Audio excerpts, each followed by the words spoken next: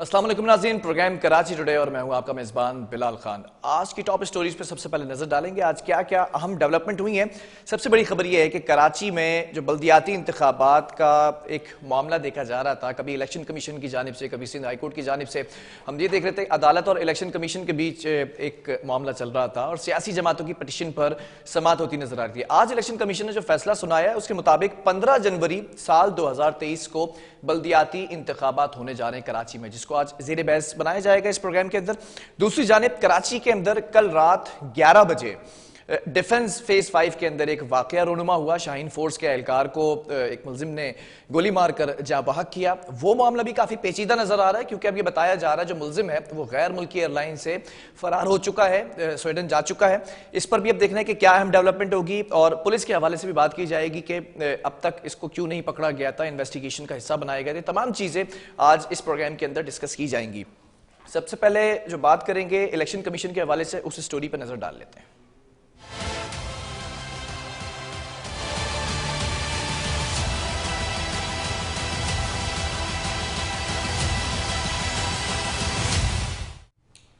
Election commission of Pakistan की जानिब से कराची में बल्दियाती इंतखाबात के इनेकाद से मुताल्लिक एक बड़ा फैसला सामने आया और यह कहा गया है कि 15 जनवरी साल 2022 को बल्दियाती इंतखाबात करा लेने चाहिए। अब यह फैसला हो चुका है कंप्लीट। पहले इसको बेस बनाया जा रहा था कि जो है वो बारिशों का मामला था, फिर सिक्योरिटी एहलकारों का मसला था। ये तमाम चीज़ें रीजंस बनाने के बाद आज इलेक्शन कमीशन ने तमाम चीज़ों को सुनने के बाद ये फैसला किया कि अब इलेक्शन होने चाहिए, वो साल के आगाज में हो जाएंगे। हमने हमेशा यही कहा है, लूले लंगड़े बेअख्तियार बल्दियाती कानून के तहत कोई भी मेयर कराची में या हैदराबाद में कहीं भी या डिस्ट्रिक्ट गवर्नमेंट में मुंतखब होगा वो अवाम की खिदमत नहीं कर सकेगा। लिहाजा हम इसके ऊपर हमारी इजलासेस होंगे, उसके बाद हम किसी नतीजे पर पहुंचेंगे, किसी फैसले पर पहुंचेंगे कि आगे हमें अगर बल्दियाती इलेक्शन में हिस्सा लेना है तो किस तरह लेना है। कोर्ट ने भी फैसला किया है कि 2 महीने में इलेक्शन कराए जाएं और इलेक्शन कमीशन ने भी अनाउंस किया है कि 15 जनवरी को इलेक्शन कराए जाएं और हम भरपूर कोशिश करेंगे कि इस इलेक्शन को हो जाने दें। इंशाल्लाह 15 जनवरी को कराची में भी और हैदराबाद में भी और दादू में भी और जहां जहां कैंडिडेट पीटीआई के खड़े, इंशाल्लाह तहरीक इंसाफ अपना मेयर इलेक्ट करने में इंशाल्लाह कामयाब होगी। नाज़रीन, आपने देखा कि सियासी जमातों की जानिब से जो इस वक्त नैरेटिव सामने आया है बल्दियाती इलेक्शन से रिलेटेड, उसमें पीटीआई भी है, जमात इस्लामी भी है, एमक्यूएम भी है और पीपल्स पार्टी भी है। जबकि ये भी मैं वाजे कर दूं कि अगर बात की जाए 15 नवंबर को जो समात हुई थी उसमें ये मौक़िफ़ अपनाया गया था, जमात इस्लामी की जानिब से ये प्रपोजल दिया गया था कि 45 दिन के अंदर इलेक्शन होने चाहिए, जबकि पीपल्स पार्टी की जानिब से 90 रोज़ का कहा गया था। और आज अली जैदी साहब ने भी ये कहा और ये डिक्लेयर कर दिया कि कराची और हैदराबाद के अंदर जो मेयर आएगा वो पीटीआई का होगा और फिर हम बताएंगे कि शहर कैसे चलता है। इसी पर बात कर लेते हैं। पीटीआई की जानिब से एमपी मोहम्मद अली अजीज हमें ज्वाइन कर चुके हैं। मोहम्मद अली, जानना चाहूंगा, अब डेट आ चुकी है, अनाउंस हो चुकी है, 15 जनवरी को इलेक्शन होने जा रहे हैं साल 2023 में। क्या लगता है अब ये तमाम जो मसले थे वो हल होते नजर आएंगे? जी अल्लाह करे। पहले तो बहुत शुक्रिया आपका और नाज़रीन का, सुनने वालों को सबको अस्सलाम वालेकुम।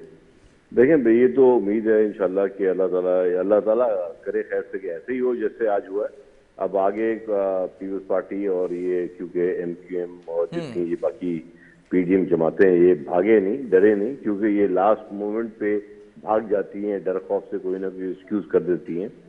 तो मेरी तो यही दुआ है कि जो आज डेट दी है इस पे इलेक्शन टाइम पे हो जाए और वो दूध का दूध पानी का पानी हो जाएगा इंशाल्लाह। कराची में जिस तरह अभी आप एक आवाज में सुन रहा था, अली जैदी साहब की साइड पीछे चल रही थी, जैसे उन्होंने कहा कराची और हैदराबाद में मेयर पीटीआई का आएगा, बिल्कुल ऐसे ही होगा।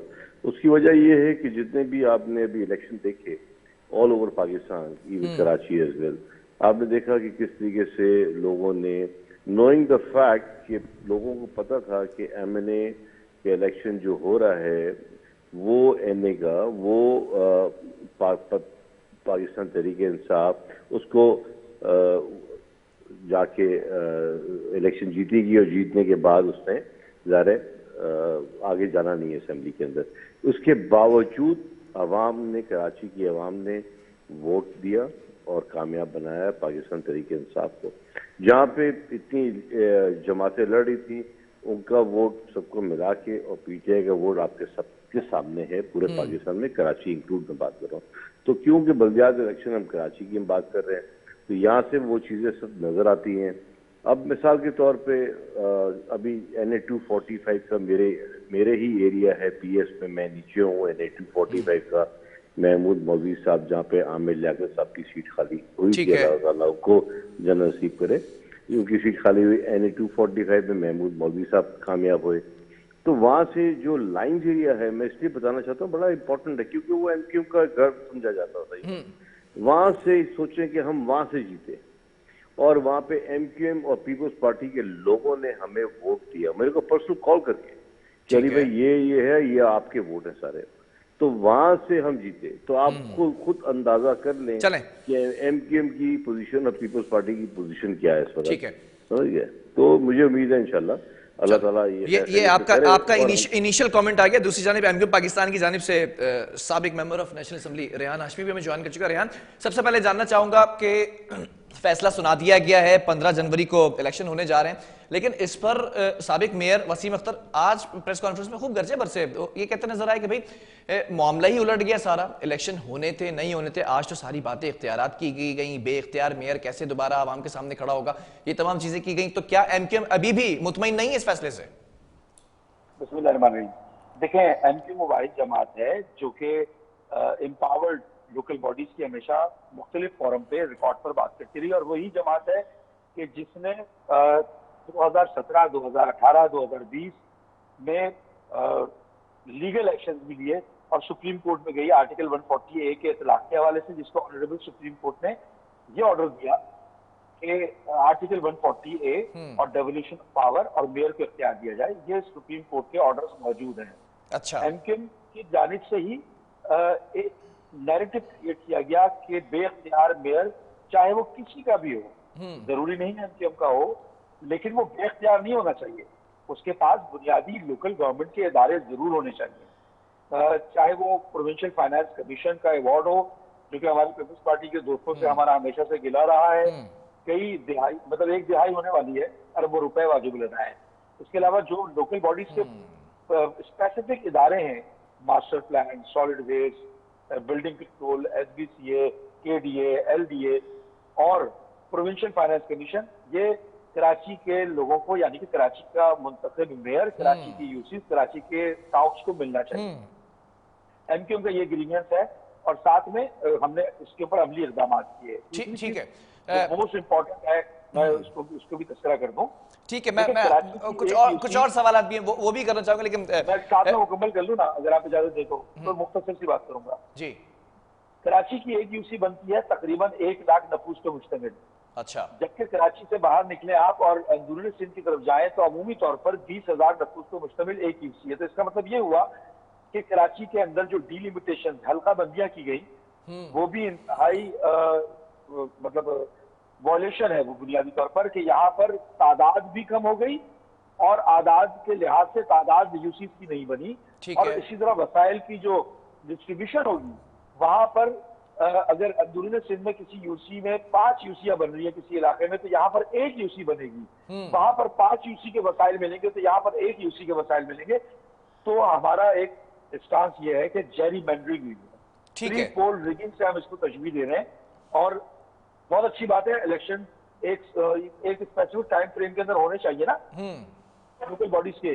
तो 2-2.25 साल से इलेक्शन कमीशन क्या कर रहा था, और ये ऑनरेबल सुप्रीम कोर्ट की वजह से भी जो 2015 में इंतखाबात हुए लोकल बॉडीज के, 8-10 साल के बाद हुए, वो भी सुप्रीम कोर्ट के ऑर्डर से हुए। और उसमें भी 2013 का कानून मुसल्लत, लगड़ा लूला माजूम बल्दियाती निजाम मुसल्लत था।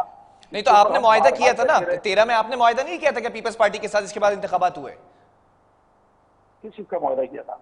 जो अभी रिसेंटली PDM से मुआहिदा किया गया, ऐसे ही मुआहिदा पहले भी किया गया था बल्दियाती इंतखाबात के लिए। देखिए, मुआहिदा तो नहीं था वो, ना मुतालबात थे ना, वो तमाम मुतालबात जो MQM 2013 में बिल पास नहीं कराया था क्या जब आपके गवर्नर थे? नहीं, आप ये किसने कह दिया आपसे? रिकॉर्ड को थोड़ा सा दुरुस्त करने की जरूरत है। ये वो हकायक जो कि हकीकत से दूर है, उनको आश्कार करने की जरूरत है। मैं आपको ये बता दूं, जो रिसेंट सिनेरियो है, वो तमाम मुतालबात जिसके बारे में मुतालबे किए जाते थे, कराची के वसाइल, कराची को फंड, यूनिवर्सिटी का नहीं तो 13 में बिल कैसे पास हो गया था मेयर के इख्तियारात पर? सबसे बड़ी अपोजिशन तो आपकी थी ना, क्या वो फ्रेंडली अपोजिशन थी? बता दूं और आपके नाज़रीन के लिए बता दूं, ये रिकॉर्ड पर चेक कीजिएगा कि वाहिद जमात एमक्यूएम है थी उस वक्त 2013 में जिसने बाइकॉट किया, शोर शराबा किया, और फिर इलेक्शन जीत गए थे, और फिर इलेक्शन जीतने के बाद मेयर आ गया था, वो बेइख्तियार मेयर था। मैं मेरी बात ये 2013 की मुकम्मल है, रिकॉर्ड पे लेकर आ रहा हूँ, आपकी भी रिकॉर्ड की दुरुस्तगी के लिए कह रहा हूँ, क्योंकि आप एक अहम जिम्मेदारी पर है, आप काफी सीनियर आदमी हैं और अच्छा आप तहकीक करते हैं, इसलिए आपकी तहकीक के लिए भी मुतावजार होगा। 2013 में वाहिद जमात एमक्यूएम की जिसने एहतजाज किया और एमक्यूएम के साथ किसी भी पॉलिटिकल पार्टी ने नहीं दिया, उसमें हमारे पीटीआई के भी दोस्त मौजूद थे असेंबली में, प्रोविंशियल असेंबली में, इन्होंने भी पास किया था और वो आजादी अक्सरियत की बुनियाद पर वो बिल 2013 का पास हो गया। इसीलिए मैं कह रहा हूं कि 2013 के कानून के हवाले से हम तबातुल से एहतजाज करते रहे, मुख्तलिफ फोरम पे जाते रहे। अच्छा एहतजाज था। मेयर तो कराची के मुंतखब हो गए थे, फिर लोगों ने सवाल भी किया था कि क्यों मेयर की सीट नहीं छोड़ी जब एहतजाज था? एमक्यूएम तो मशहूर थी, एहतजाज करती थी, मनवा के उठती थी चीजें, और एमक्यूएम ही मशहूर थी कि जिसको पॉलिटिकल विक्टिमाइज किया गया। पाकिस्तान में एमक्यूएम ही वाहिद जमात है जिसके कारकुनान को लापता किया गया। पाकिस्तान में एमक्यूएम ही है जिसके दफातर को सील किया गया, जो दफातर के लिए अपने लीगल दफातर के लिए रो रहे हैं। एमक्यूएम ही वाहिद जमात है, ठीक है, तमाम पर 25 साल अकात को सहते हुए भी आज एग्जिस्ट करती है, खड़ी हुई है और हकूक की बात करिए। एमक्यूएम ही वो जमात है जो कि 2013 के ठीक है रेहान थोड़ा सा तवक्कुफ रखिएगा, मैं की बात कर रही है। मैं जरा सा अली की तरफ भी बढ़ जाऊं। अली, जानना चाहूंगा ये आपके जो पुराने इत्तेहादी बैठे हुए हैं, साबिक आपकी जो हुकूमत थी उसके अंदर इत्तेहाद में थे, अब ये इत्तेहाद में नहीं है आपके साथ, ऑब्वियसली पीडीएम का हिस्सा थे, आपने गुफ्तगू सुनी होगी रेहान हाशमी की, एमक्यूएम का नैरेटिव भी सामने आ गया, कुछ कहना चाहेंगे इस पर? देखिए मैं बहुत स्ट्रेट फॉरवर्ड आदमी हूँ, ना मुझे किसी का लेना ना देना। मैं आप इनकी सारी बातों को मान लें मिसाल के तौर पर, ठीक है, इनकी सारी बात, इनकी पार्टी को इख्तियार में आए हुए कितने साल हो गए? Almost I think must be around 37-38 years, ऐसे ही है, ऐसे ही है, ठीक है, गलत तो नहीं कह रहा ना मैं, ऐसे ही है ना? आगे बढ़े ताकि इन्होंने इस सूबे को दिया क्या, ये मुझसे पूछ, इनको ये पूछे, ये एक्सक्यूजेस छोड़ दें कि मैं था, हमने नहीं किया, हमने, अरे भाई दिया क्या? नहीं तो ये सवाल तो मैं आपसे भी कर सकता हूँ, कराची को क्या दिया आपने? इत्तेहाद में तो यही जमात थी, इत्तेहाद में उनसे भी सवाल करूंगा। मेरे लिए बहुत देखिए, मैं आपका सुझाव दूं, हमने क्या दिया? 18 अमेंडमेंट के बाद फेडरल गवर्नमेंट कहीं भी प्रोविंस के अंदर जहाँ पे 18 अमेंडमेंट में कहीं कुछ नहीं कर सकती, ये आप थोड़ी सी समझ बोझ रख लें, ठीक है? ठीक है, इवन हाँ हकीकत है ना, 18 अमेंडमेंट कुछ नहीं, फेडरल तो कुछ कर भी नहीं सकती वहाँ पे। हमें जो तरक्याती काम के फंड्स मिले एमएनएस को, हमने वो काम किया। हमें जो 52 फाइव टेंडर्स दिए वो प्रोविंस का काम था, सूबे का काम था, जहाँ पे वो तक नहीं थी, वो इमरान खान साहब ने हमें दिए, ठीक है? हमें जो नाले साफ करें ये हमारा काम नहीं था, लेकिन वफाक ने वो भी करवा के दिया। अच्छा, तो वफाक के पास जितना जो लिमिटेशंस के साथ नहीं तो आपसे पिछली हुकूमत में चले जाते हैं, फेडरल गवर्नमेंट की बात कर लेते हैं। ग्रीन लाइन आगाज हुआ था, फिर उसके ऊपर बजट भी रखा गया था, फिर K4 की बात करें उस पर भी बजट रखा गया था, KCR भी था, आपने सिर्फ उनको कंप्लीट करना था, आपने सिर्फ उनको। नहीं मेरी बात सुनिए, मैं हर चीज को तैयार हूँ, मुझे कोई वो तो नहीं है कि इसके ग्रीन लाइन हमने कंप्लीट कर दी आपको, बेशक जो भी था कंप्लीट की। K4 का इफ्तिताह किया है, कंप्लीट तो नहीं किया ना। सब मेरी बात सुनिए ना, जहाँ तक था वहां तक तो हमने कंप्लीट करके दिया ना आपको यार। K4 का 12 अरब रुपए के बाद सिंध गवर्नमेंट को याद आया कि जी नक्शा गलत हो गया, ठीक है, जाया कर दिए वो बात, वो भी किसी के किए, बैरियर के चक्करों में सब गेम खेल दिए वहां पे, ठीक है? K4 तो आपने बड़ी दीदा दिलेरी से टेकअप किया था कि भाई हम करेंगे, अब इसके ऊपर सब कुछ करेंगे। हमने तो डेट भी दे दी थी कि 2023 के अंदर हम पानी दे देंगे। वो अनफॉर्चुनेट कि जो भी गवर्नमेंट को हुआ वो हो गया, हमने तो पूरा टेक ओवर अभी किया।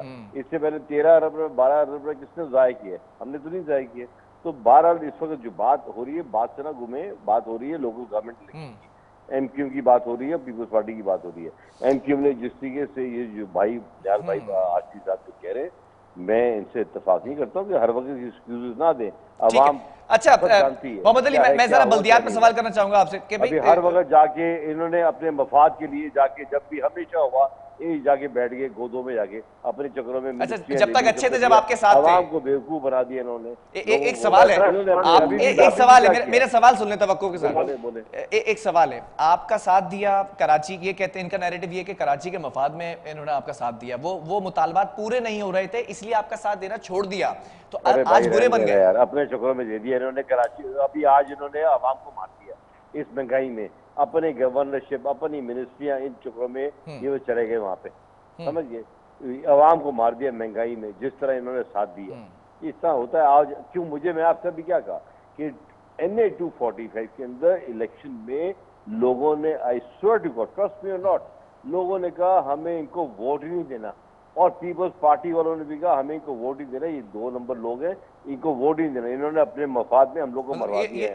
ये कल 2 नंबर नहीं थे, आज ये ऐसे हो गए, ये कहने का मतलब आई स्वेयर टू गॉड, मेरे वर्ड नहीं, उस वक्त तक नहीं थे जब वजीर आजम आके मनाते थे बादराबाद के दफ्तर में। लोगों के वर्ड ये थे, साबिक वजीर आजम इमरान खान बादराबाद के दफ्तर में आके मनाने की कोशिशें करते थे इनसे कि हुकूमत का हिस्सा रहें, तब 2 नंबर नहीं थे। हम बेहतरी, पाकिस्तान की बेहतरी के लिए कहते थे रहो।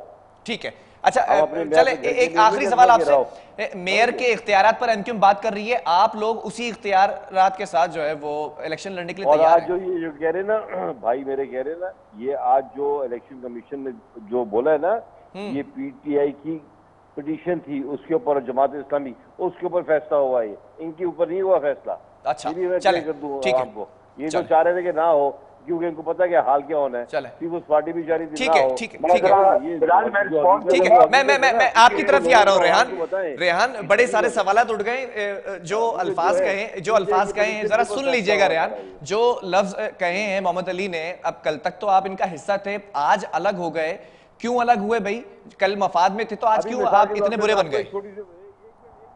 अच्छा, जिस तरह मैंने खामोशी से सुना है ना, इनसे बोले कि ये भी खामोशी से और तम्बुल से सुने। ठीक है, ठीक है, सुन रहे हैं। तो ये गुमराह कर रहे हैं, इन्होंने तमाम चीजें झूठ पर मबनी बोली। 2013 लोकल गवर्नमेंट का, और मैं आपसे इसलिए बोल रहा हूँ आपके प्रोग्राम में, और आपके नाजरीन को भी मैं ये कहता हूँ कि जरा रिकॉर्ड चेक कीजिएगा कि 2013 के लंगड़े लूले कानून को पास कराने में पीपल्स पार्टी के साथ PTI ने नहीं दिया क्या? इस कानून के तहत इंतखाबात हुए, और उस इंतखाबात के तहत होने वाले तमाम चीजें। दूसरी चीज इन्होंने इंतहाई गलत कह दी। फिर दोबारा रिकॉर्ड को चेक कर लीजिएगा, बाहिर जमात MQM है, जिसमें जो सड़क पर भी आई, जो लोकल बॉडीज के लिए असेंबली में भी बोलती रही, और जो कानून साज के साथ साथ सुप्रीम कोर्ट में भी गई। अच्छा, और सुप्रीम कोर्ट में जो रिएक्शन हुआ, इसलिए मैं कह रहा हूं कि आप इसको चेक। रेहान, अगर कराची के लिए इतना ही MQM आवाज उठा रही है तो कोरंगी से हार क्यों गए? सुन तो ले।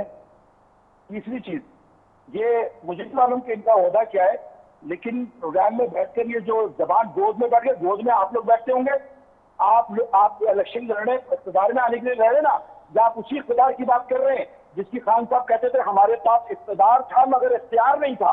अच्छा, तो आपके लिए सब कुछ सही है, आप इख्तिदार में आने के लिए इलेक्शन लड़ना चाह रहे हैं, जुम्मे के खुतबे पढ़ाने के लिए इलेक्शन लड़ना चाह रहे हैं? सवाल तो ये भी है रेहान, सवाल तो ये भी है कि जब साबिक मेयर वसीम अख्तर अपने मनसब पर फाइज थे, तब आप इत्तेहादी थे साबिक हुकूमत का, और इस हुकूमत ने आपको बहुत सारी चीजें कही थी, आपने MOU साइन किया था, नहीं हुआ, बिल्कुल एट 11th आवर आप लोगों ने हुकूमत छोड़ी। क्यों इतना अरसा क्यों लिया था?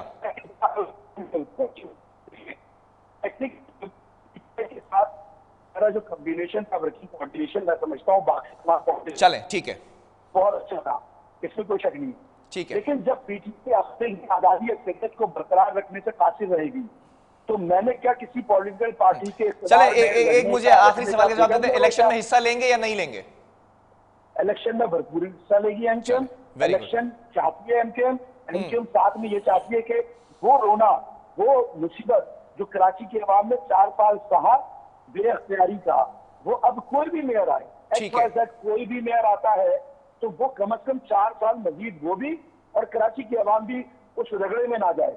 चले, ठीक है, ये चीज कि जेरीमैंडरिंग जो हुई है, जो अच्छा डिलिमिटेशन के हल्का बंदियों के मामला हैं, उस पे भाई आप किसी को भी फायदा हो, आप पॉलिटिकल माइलेज को हटाते, कराची के लोगों का सोचे ना।